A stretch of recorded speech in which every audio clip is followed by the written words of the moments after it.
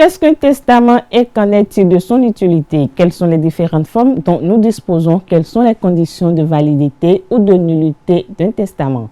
Fidèles amis de la chronique judiciaire, bonjour. C'est un réel plaisir pour nous de vous retrouver dans ce nouveau numéro où il nous plaît de vous entretenir sur les contours d'un testament.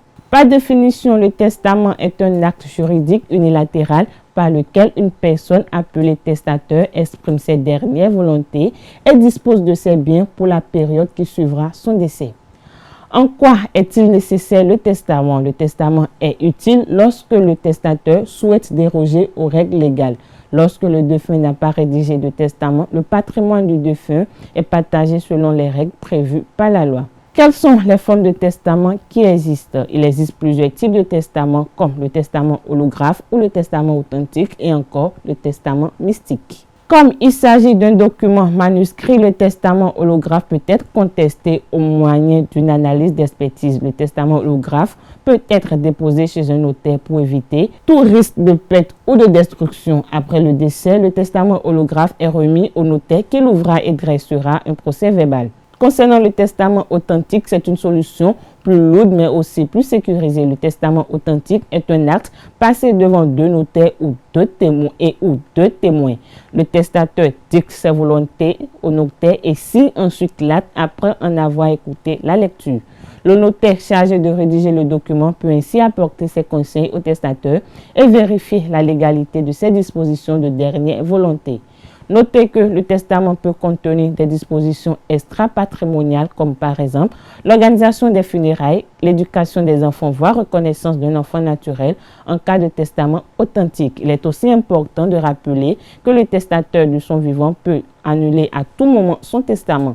C'est un droit absolu et aucune clause du testament ne peut s'y opposer. Un testament n'est jamais irrévocable. Enfin, de façon brève, le testament mystique est un testament écrit dans le plus grand secret. Il tire son nom de ce côté mystérieux dont il est couvert. Le testateur transmet le testament au notaire clos, cacheté et scellé. Il est donc théoriquement le seul à connaître ce qui y figure. À présent, parlons des conditions de validité ou de nullité du testament. Pour être valable sur le plan juridique, un testament doit respecter tout d'abord certaines règles de fond, comme toutes les libéralités, faute de quoi il peut être annulé par les tribunaux en cas de litige. D'abord, le testateur, c'est-à-dire l'auteur du testament, doit être sain d'esprit. On peut ainsi faire annuler un testament si l'on arrive à prouver le contraire, par exemple si la personne est trop âgée ou atteinte d'une maladie, etc.